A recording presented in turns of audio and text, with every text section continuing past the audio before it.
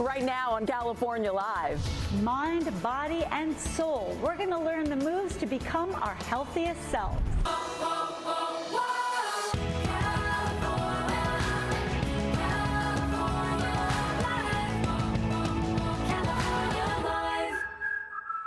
And now for a little tune-up Tuesday action. It's always a good time to consider adding some new wellness practices to your routine to help your mental and physical health. And California Live contributor Blanche is with a woman who is passionate about fitness. And Blanche, some of us are in a great routine. I'm not included in that, while others are ready to hit the reset button, me. So what's the first step if we're looking to get started again?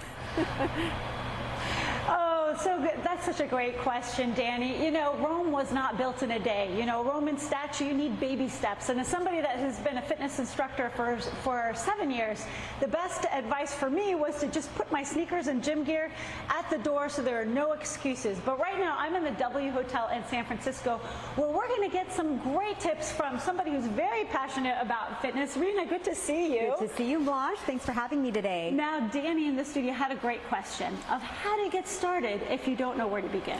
Yes, I would recommend starting with your physical health first. Okay. In 2023, Sculpt workouts have increased in popularity by 280%. Wow. Yeah, they stem from yoga, from Pilates, from bar-inspired workouts. They're great for core stability and balance, for spinal alignment, and working those deep muscle tissues and fibers. Well, that sounds good to me. Can you show me a workout that somebody can take anywhere that even a beginner can master? Yes, I'm going to show you 3 moves. These can be done anywhere, and I would recommend about 3 sets of 10 to 12 reps. Sounds good. All right, so we're going to start with a plie squat. So we're going to turn our knees and toes out. All right. We're going to pull our navel back into our spine, and we're going to bend our knees as we bring our arms down, and then we're going to come up on our toes and releve as we lift the arms up. So we'll do 2 more reps of this. You come down in that plie squat, and then bring those arms up overhead as you again tuck in that core.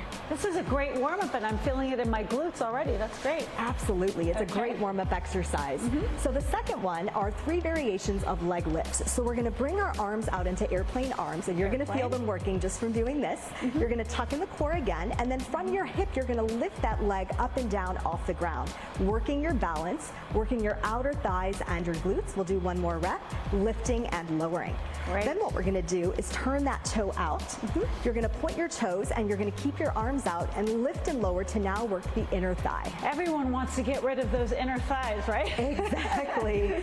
Exactly. So those are great for that deep muscle tissue. And then we're going to come back into leg lifts behind. So lift those arms out again. She's got her arms out the whole time. So you're building tension on those shoulders, which is really nice. It really is. We'll do 1 more rep, just lifting and lowering that leg. Great. It does work the shoulders, and again, works that balance and upper and body strength. Balance is the first thing we lose as we age, so this is great for balance work. Exactly. Final move. The final move are curtsy lunges. We're going to start with our right leg first, step behind. You're going to bring your arms up into 90-degree angles, and you're going to do chest presses as you curtsy lunge, stepping down.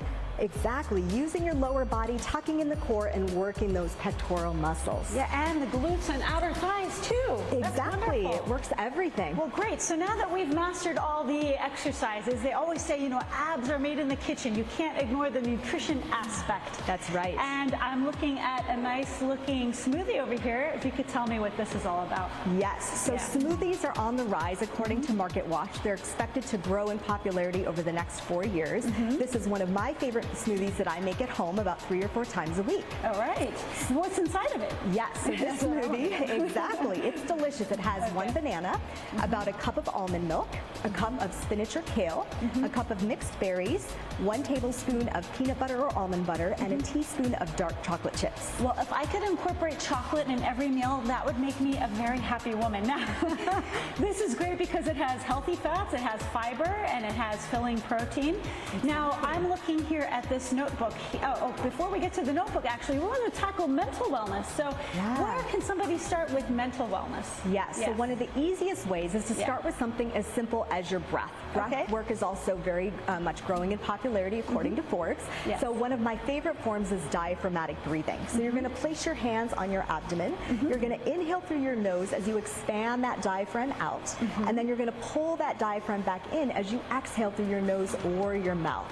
Do you feel your belly rising and falling in your hands? It's very meditative. I really like this. I could do this probably several times a day, would you say? Yeah, and that's the point of it, is to do this as many times throughout your day to really calm your mind, calm your body down. It lowers your blood pressure, it lowers your heart rate, and it's a great mental health tool to have in your toolkit. Excellent. Now, another aspect of mental health is something as simple as a notebook. Yes, right? According to NBC News, notebooks are growing in popularity, and journaling specifically this year. And what's great with notebooks is that you can write down how you're feeling. If you're going through a tough or challenging experience, you can write about it. It can be very cathartic to get those thoughts and feelings out. But on the flip side, you could write about things that you're grateful for. You could journal about a positive experience that you're having, or even write down your health and wellness goals for this year.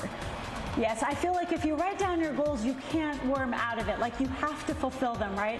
Do you think everybody has to do these all 4 every single day?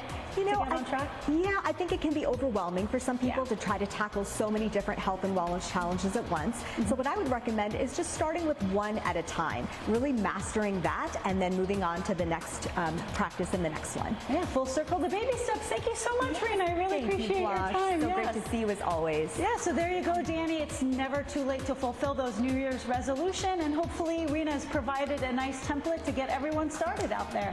Yeah, Blanche, I'm ready for the March reset. I'm doing it. Thank you very much, ladies.